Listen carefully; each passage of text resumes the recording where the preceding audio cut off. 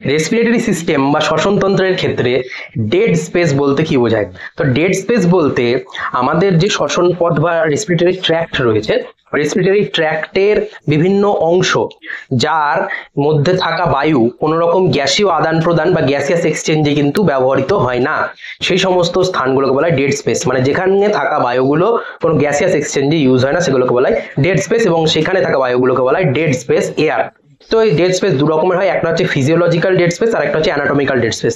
তো anatomical dead space হচ্ছে trachea, ন্যাসোফেরিংস, ব্রঙ্কাই এবং ব্রঙ্কিউলস যেগুলো থাকে তার মধ্যে থাকা যে বায়ু তা কোনোভাবে গ্যাসীয় আদান প্রদান বা গ্যাসিয়াস এক্সচেঞ্জে অংশগ্রহণ করে না, এই স্থানগুলোকে বলা হয় অ্যানাটমিক্যাল ডেড স্পেস, এবং এই স্থানে থাকা বায়ুকে বলা হয় অ্যানাটমিক্যাল ডেড স্পেস এয়ার। আর ফিজিওলজিক্যাল ডেড স্পেস হচ্ছে যে আমাদের যে এপিক্যাল যে অ্যালভিওলাই গুলো রয়েছে, এপিক্যাল অ্যালভিওলাইয়ে কোনো রকম ব্লাড সাপ্লাই না থাকায় বা ফুসফুসীয় সংবহন সেটা না থাকায়, সেটা কিন্তু তার মধ্যে থাকা যে বায়ুটা সেটা কিন্তু কোনোভাবে গ্যাসীয় আদান প্রদানে অংশগ্রহণ করে না।